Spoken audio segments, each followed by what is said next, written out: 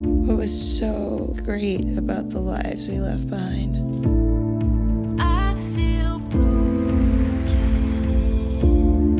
in 1,000 little secrets.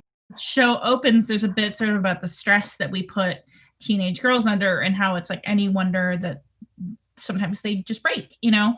I know you guys aren't as far removed from your teenager years as I am, but I'm wondering like what you guys were like as teenagers. If you know, like was it how different was it from who you are now? When I was a teenager, I cared way too much what other people thought of me, and then that caused me to go very out of my way to make people like me who just didn't like me. And that was totally fine, but I completely just became obsessed with the fact that I just wanted them to like me, which then pushed them away further, rightly so. And I think definitely now that I've grown, I've accepted the fact that, not everyone is going to like me, and that's perfectly okay. And all I can do is be myself, and, the right people are going to pop up, and they're going to be there, and they're going to stick around, and I'm going to fall in love with them like I did all the girls on this show. And yeah. I don't know. I mean, I didn't really get the typical high school experience, like going to school every day kind of thing. I was homeschooled most of my life for acting. And I've been working, pretty consistently since I was a child. So like I had high school in work. But I think that what I was like was very fixated on the future and like what that meant for me. And now I sort of sit back and realize like I spent too much time doing that. And now I'm really trying to like focus on living moment to moment and enjoying the moments as they come rather than like try so adamantly to idealize what my life is going to be. Still kind of happens when I'm working through it. I put a lot of pressure on myself to be successful. When I was young, I'm a very determined person, but sometimes I can, kind of like Rachel, be too determined where it hurts me. And I don't take a step back and really look at my accomplishments of time. I look at what I didn't do well.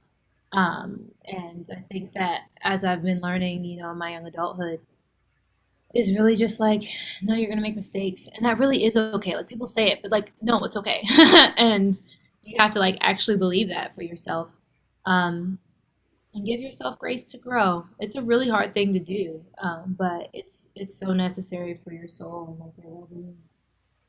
Yeah, I definitely compared myself a lot to others, especially celebrities. And like people that I saw on Instagram, and it's like, okay, this is materialistic, this is superficial. And up until like a few months ago, I did that, I didn't realize that. And it took a state of awareness to really realize that none of that really matters. It's not tangible, it's not real, it's not affecting me in my real life. So why should it even affect me in my mind? Why should I let it, morph into something that's going to affect me, for the rest of however hours or days or weeks? And as a teenager, it was really unhealthy, especially, with the pressures of peers and groups and wanting to fit in and be accepted and have friends. And I never really had a group of friends, it was like, yeah, okay, there are people here, there are people there.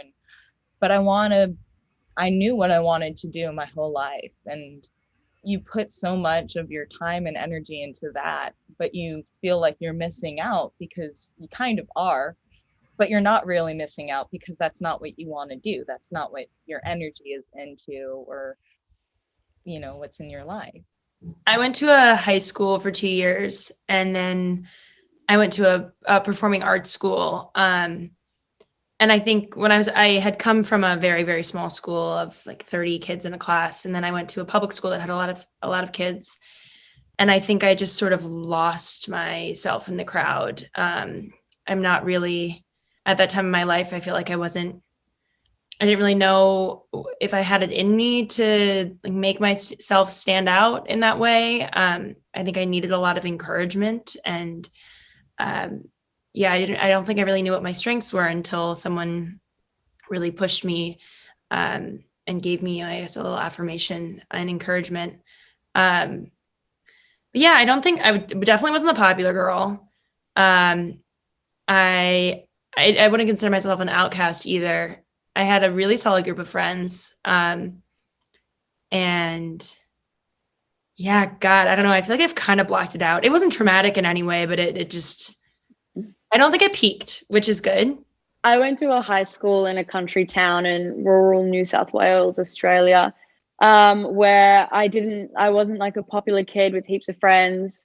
I'd been to a few schools before that, and I kind of just came into this small town. I had one really good friend, and I just put all my time and energy into, being who I was. And by the time I started that school in year 8, I'd kind of had an idea of who I was, and I wasn't really messing with the whole school hierarchy, popular system thing. I kind of just wanted to get in, like make some friends, perform, like get involved in drama as much as I can and make some memories and get out. I haven't really blocked it out, but I've definitely grown up. Like I've definitely changed a lot. I'm a lot more comfortable within myself now, and I don't question myself anymore as much as I think I might have done in my early years of high school. But I think also not being part of the big girl group and just having like, a couple friends like let me just figure out who I was without having the pressure of people like telling me who I should be. So I really lent into that in high school, which I think was a good thing in retrospect. Yeah, I mean, I'm nothing like my character is, because like, I mean, me personally, when I was in high school, I was like the athletic kind of tomboy girl. So it's like I was the one that was like playing with the boys, and I was like, I wasn't afraid to get sweaty and, like look bad or like, have bad hair, and I feel like that was like a big contrast between who I was and between who Martha is, because we're so different, but we both have like that element where like she had this element that was like so innocent and like, lighthearted, and like she was the light that balanced out Tony. Whereas like me in real life, I was just like, I just kind of like, I just blended in with the guys, like I was like that weird athletic girl, I think I definitely had my fiery, fierce moments as a teenager. I think my mum would say that she had to deal with a little bit of a ferocious energy from me on occasion. But yeah, there was a very passionate teenager, and sometimes can get channeled into a little bit of an aggression if I disagreed with somebody. So there's definitely elements of Tony in there that I can relate to in my teenager, but I hope maybe that I've mellowed out in my ripe age of 21. Your daughter is stepping back from a very dark precipice.